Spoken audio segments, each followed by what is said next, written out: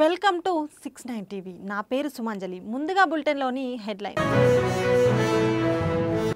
పెద్దపల్లి జిల్లా శ్రీపాద ఎల్లంపల్లి ప్రాజెక్టుకు పెరుగుతున్న వరద. ముందు జాగ్రత్తగా నీటిని దిగువకు విడుదల చేస్తున్న అధికారులు.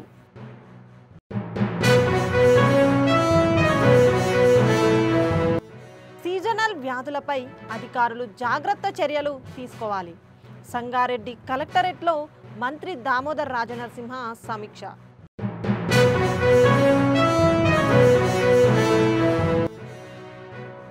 మొయినాబాద్ చిలుకూరు వార్డులో జాతీయ జెండాకు అవమానం. మున్సిపల్ కమిషనర్ను సస్పెండ్ చేయాలని బీజేపీ నేతల డిమాండ్.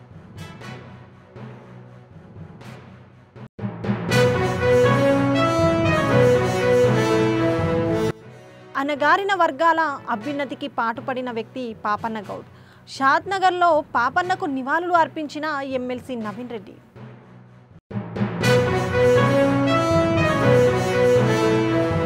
డీటెయిల్స్లోకి వెళ్తే, సంగారెడ్డి జిల్లాలో పడుతున్న భారీ వర్షాలకు దృష్టిలో ఉంచుకొని సీజనల్ వ్యాధులు వ్యాప్తి చెందకుండా అవసరమైన అన్ని రకాల ముందు జాగ్రత్త చర్యలు చేపట్టాలని వైద్య ఆరోగ్య శాఖ మంత్రి దామోదర్ రాజనరసింహ అధికారులను ఆదేశించారు. జిల్లాలో జరుగుతున్న అభివృద్ధి పనులు, ఇందిరమ్మ ఇండ్లు, సింగూరు ప్రాజెక్టు నుండి సాగునీటి సరఫరా ప్రాజెక్టు భద్రత ఏర్పాట్లు, వరద ఉధృతి, జిల్లాలో ఎరువుల సరఫరా, సీజనల్ వ్యాధుల వ్యాప్తి చెందకుండా తీసుకోవాల్సిన జాగ్రత్త చర్యలు పై జిల్లా కలెక్టర్ ప్రావీణ్యతో కలిసి మంత్రి దామోదర్ రాజనరసింహ సమీక్ష నిర్వహించారు.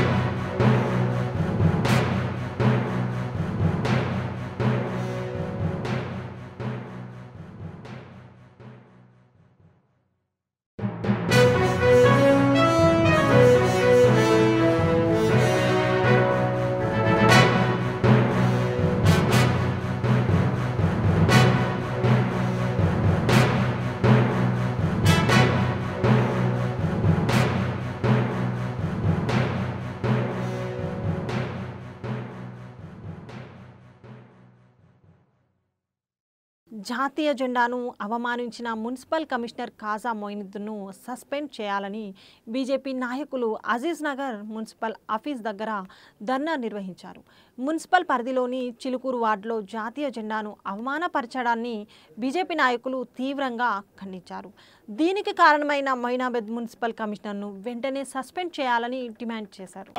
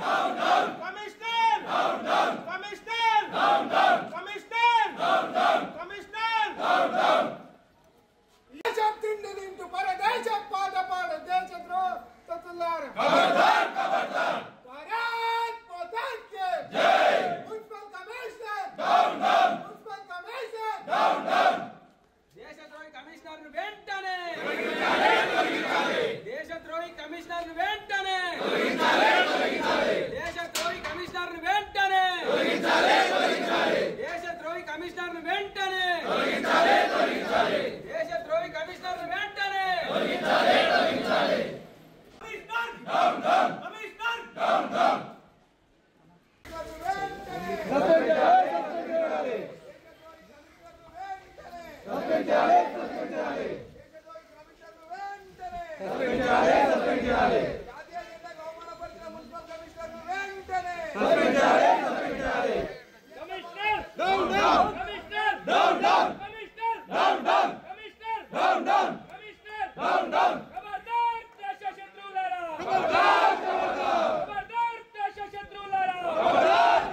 ఇక డీటెయిల్స్లోకి వెళ్తే పెద్దపల్లి జిల్లా శ్రీపాద ఎల్లంపల్లి ప్రాజెక్టుకు క్రమంగా వరద నీరు పెరుగుతుంది.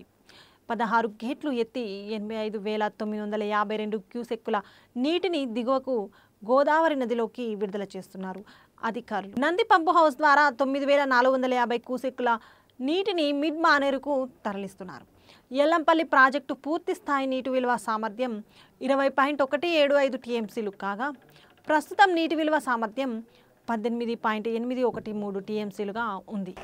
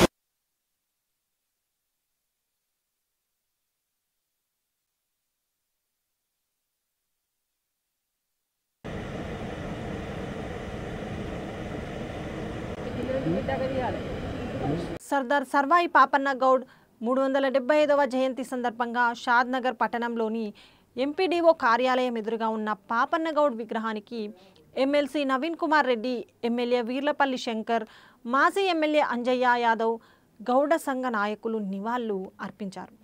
నిరంకుశ పాలనకు ఎదురొడ్డి అనగారిన వర్గాల అభ్యున్నతికి పాటుపడిన పాపన్న గౌడ్ తెలంగాణలో ఉండడం మనందరికీ గర్వకారణమని అన్నారు ఎమ్మెల్సీ నవీన్ కుమార్ రెడ్డి.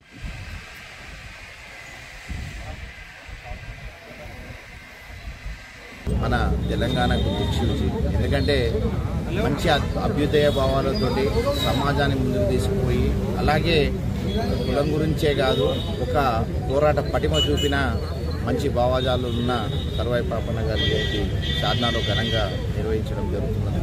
మరొకసారి కమిటీ సభ్యులందరికీ నా హృదయపూర్వక ధన్యవాదాలు.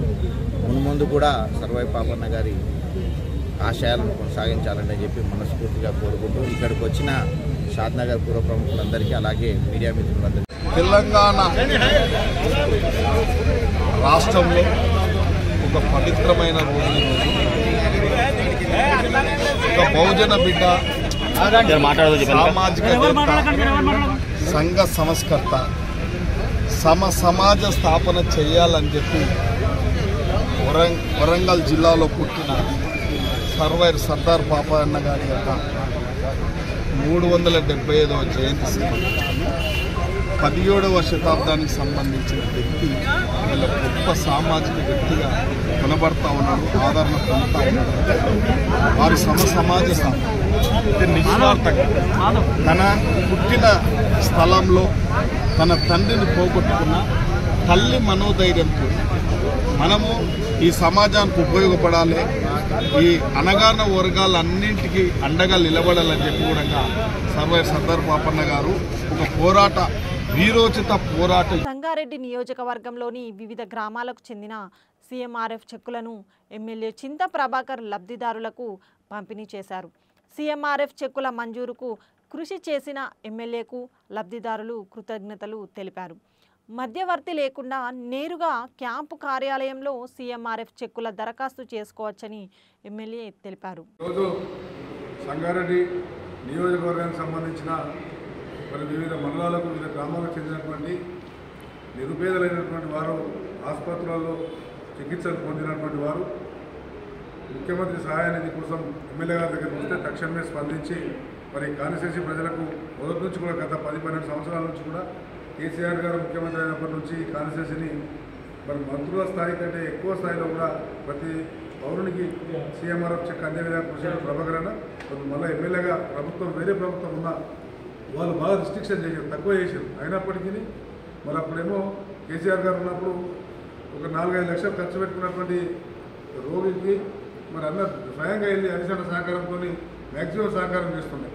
ఇప్పుడు ఈ ప్రభుత్వం స్లాబ్ నిర్ణయించి 10 లక్షలు పెట్టుకున్న పేషెంట్కైనా 60,000 కంటే ఎక్కువ ఇవ్వడం లేదు. మరి అయినా అన్న వంతు సహాయంగా ప్రతి ఒక్కరికి కూడా అందే విధంగా ప్రయత్నం చేస్తూ ఉన్నారు. ముందుండి ప్రభుత్వాన్ని తీసుకెళ్లి మరో శాంక్షన్ చేసి చెక్కులు ఇచ్చే విధంగా రూపాయి ఖర్చు లేకుండా సీఎంఆర్ఎఫ్ నిధులు తీసుకున్నటువంటి వ్యక్తి చింత ప్రభాకర్ అన్న ఇక్కడ దళారీ వ్యవస్థ లేకుండా బీఆర్ఎస్ పార్టీ కార్యకర్తలు తీసుకొచ్చి క్యాంప్ ఆఫీస్లో ఫైల్ ఇవ్వగానే మరి వారే స్వయం వెళ్ళి తీసుకొచ్చి చెక్కిస్తూ ఉన్నాడు. కాబట్టి ప్రభుత్వాన్ని కూడా డిమాండ్ చేస్తూ ఉన్నాం. ఖర్చులు పెరిగిపోయినాయి. గతంలో 2 లక్షలు 3 లక్షలు ఖర్చు పెట్టుకుంటే 50% 60% ఇచ్చిన సందర్భాలు ఉన్నాయి. కాబట్టి ఇప్పుడు కూడా జిల్లా మంత్రి కానీ స్థానికంగా మేమే కాంగ్రెస్ తాబాదాలం ఉన్నటువంటి నాయకులు కానీ అందరూ కూడా ఆలోచించి నిరుపేదలకు సహాయమయ్యే విధంగా వ్యక్తిగతంగా సహాయమయ్యే విధంగా మరి ఈ చర్యలు తీసుకొని అమౌంట్ పెంచే విధంగా కృషి చేయాలని చెప్పి మేము బీఆర్ఎస్ పార్టీ పక్షాన డిమాండ్ చేస్తూ ఉన్నాం.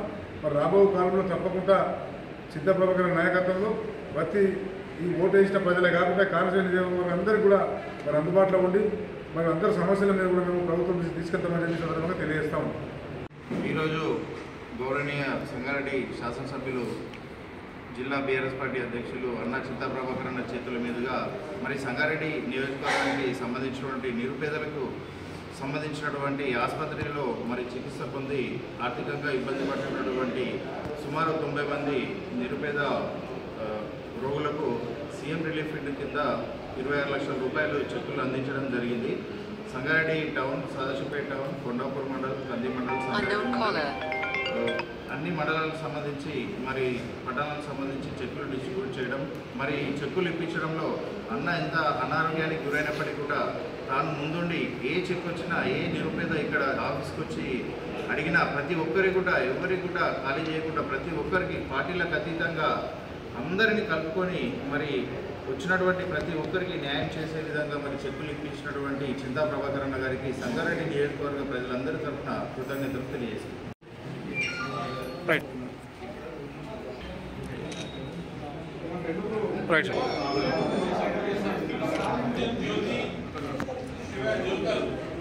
Right. Right. Next Chakali Anjaiah, Sailu జుల్కర్.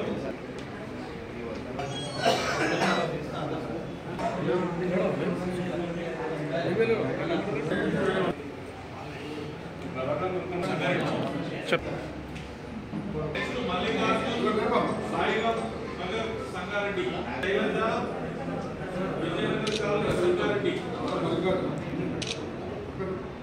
ఒక్క నిమిషం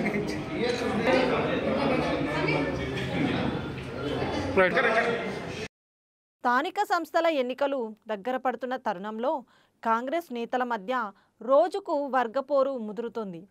గత సంవత్సరం జనగామ జిల్లా దేవురుప్పల మండలం కాంగ్రెస్ మాజీ మండల అధ్యక్షుడు పెద్ది కృష్ణమూర్తి గౌడ్ కాంగ్రెస్ పార్టీ నుంచి సస్పెండ్ చేసి అనంతరం పెద్ది కృష్ణమూర్తి వర్గం ఝాన్సీ రాజేందర్ రెడ్డి 2 వర్గాలుగా చీలిపోయింది.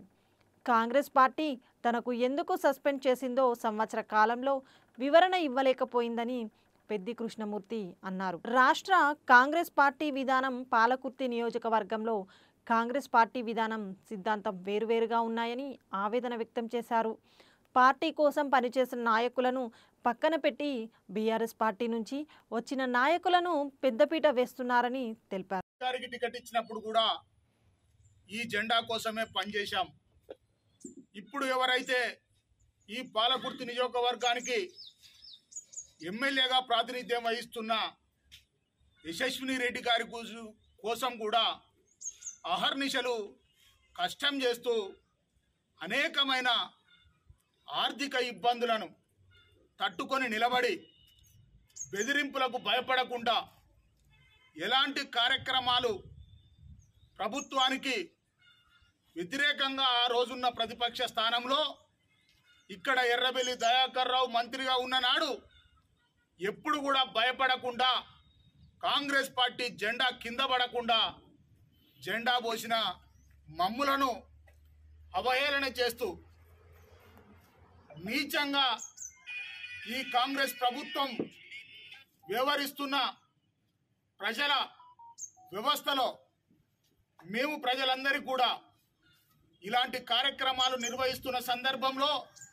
లబ్ధి పొందాల్సింది కాంగ్రెస్ పార్టీ నమ్ముకొనున్న ప్రజలు కార్యకర్తలు వాళ్ళందరినీ విస్మరించి ఇప్పుడు ఎవరైతే లాలూచిపడ్డ వ్యక్తులు ఉన్నారో ఎవరైతే ఆ రోజు కాంగ్రెస్ జెండాను నామరూపం లేకుండా చెయ్యాలని కుట్ర చేసిన వ్యక్తులు ఈరోజు అధికారం వచ్చిన తర్వాత నీ చెంత చేరి అహర్నిశలు కష్టం చేసిన కాంగ్రెస్ పార్టీ జెండా మోసిన కార్యకర్తలను హింస చేస్తుర్రు. సంస్థల ఎన్నికలలో కాంగ్రెస్ పార్టీ జెండా మోసిన కార్యకర్తలు కాక ఏ ఒక్కరికి కూడా కాంగ్రెస్ పార్టీ అధిష్టానం నుంచెల్లి టికెట్ రాకూడదు. వస్తే తీవ్రమైన పరిణామాలు ఉంటాయి. ఖచ్చితంగా మేము ఇండిపెండెంట్ అభ్యర్థులను నిలబెట్టి నేను ఆర్థికంగా 10 సంవత్సరాలలో ఎంతో నష్టపోయినా అది కేవలం పార్టీ భవిష్యత్తు కోసం పార్టీ పైకి రావడం కోసం ఖర్చు చేసిన రేపు జరగబోయే స్థానిక ఎన్నికలలో మళ్ళీ ఇంతకు రెట్టింపు ఖర్చు పెట్టి నన్ను నమ్ముకొని కాంగ్రెస్ పార్టీ జెండా కోసం పనిచేసిన కార్యకర్తలకు నేను చేదోడు వాదోడుగా ఉంటూ ప్రజల పక్షాన నిలబెట్టి ప్రజల తరపున నిలబడి నేను గెలిపించుకోవడం జరుగుతుంది. కాంగ్రెస్లో అవకతవకలు ఉన్నాయి కాబట్టి ఆ అవకతవకలను సరిదిద్దుకోవడం కోసం ఆ అవకతవకలను సరిదిద్దుకుంటే ఓ రకమైన వాతావరణం, లేకపోతే కాంగ్రెస్ పార్టీ సేవ్ కాంగ్రెస్ పార్టీగానే మేము ఎలక్షన్లో పోటీ చేస్తాం. అన్ని జీపీలు 32 జీపీలు ఉన్నాయి. 32 మంది గ్రామ సర్పంచ్లను పోటీ చేస్తాం, 12 మంది ఎంపీటీసీలను పోటీ చేస్తాం, జెడ్పీటీసీ పోటీ చేస్తాం. రాక్షస రాజ్యాన్ని సంవరిస్తే ఇప్పుడు కొరివి దయ్యాల పాలైందనేది ప్రజలు వాపోక ముందుకే మీరు మేలుకొని కాంగ్రెస్ పార్టీని కాపాడండి. మహారాష్ట్ర ఎగువ ప్రాంతాల నుంచి భారీ వరదలు వస్తున్న సందర్భంగా ఖండకుర్తి గోదావరి బ్రిడ్జి పుష్కర ఘాట్లను నిజామాబాద్ పోలీస్ కమిషనర్ సాయి చైతన్య పరిశీలించారు. పుష్కర ఘాట్ల వద్దకి ఎవరిని అనుమతించొద్దని అధికారులను ఆదేశించారు. రానున్న 2-3 రోజులు అతి భారీ వర్షాలు కురుస్తున్నాయి.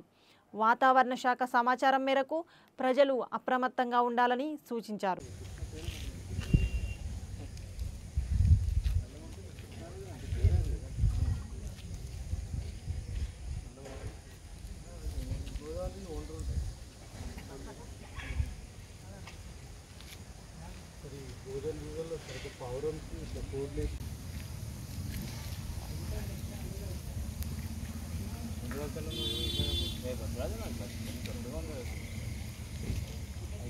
అన్ని ప్రాణహిత ఇంద్రావతి ఇవన్నీ వస్తాయి.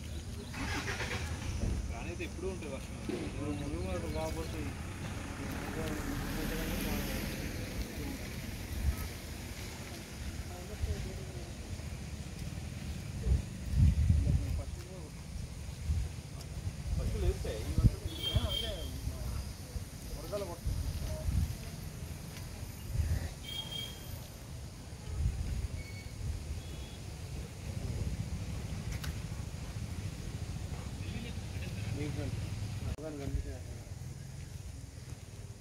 కొల్లిపోతా సార్ ఇందాక మహారాష్ట్ర మాట్లాడుతూ ఇది హైట్లో ఉండడం వల్ల ఈ వాటర్ అంతా వెళ్ళిపోతుంది. వర్షాల నుంచి రోడ్ సైడ్ కట్ అయిపోతుంది. నీళ్ళు ఏడు దాకా వస్తే కొల్లిపోతా సార్ ఇందాక మహారాష్ట్ర మాట్లాడుతూ ఇది హైట్లో ఉండడం వల్ల ఈ వాటర్ అంతా వెళ్ళిపోతుంది. వర్షాల నుంచి రోడ్ సైడ్ కట్ అయిపోతుంది.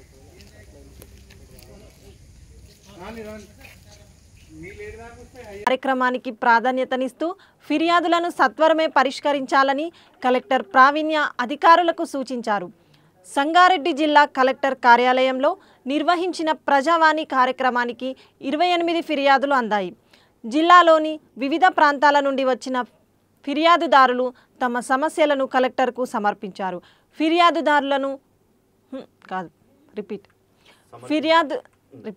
ఫిర్యాదులను పెండింగ్లో పెట్టకుండా ఎప్పటికప్పుడు పరిశీలన జరుపుతూ సమస్యలను సత్వరమే పరిష్కరించాలని కలెక్టర్ అధికారులకు సూచించారు.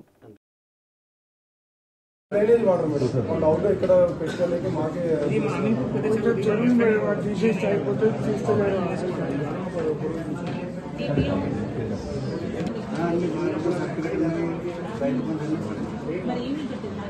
డబ్బులు ఇస్తలేదు